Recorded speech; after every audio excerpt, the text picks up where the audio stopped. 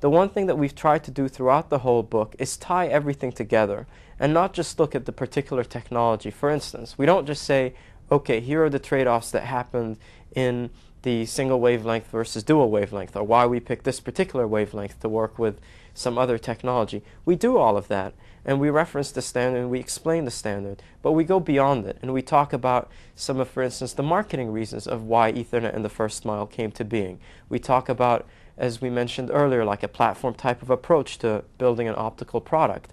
And we explain some of the underlying technology that EFM leverages from Ethernet, like the 100 and 1000 base X.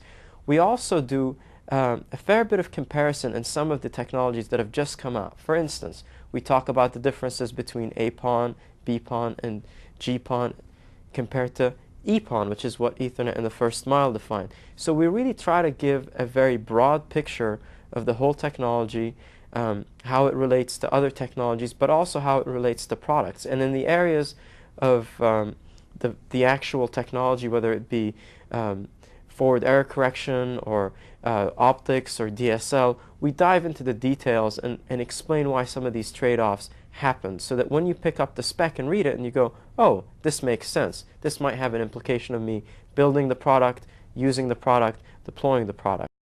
This is a technology that's going to be around for a long time, and this is a technology that has the capability to affect people's lives.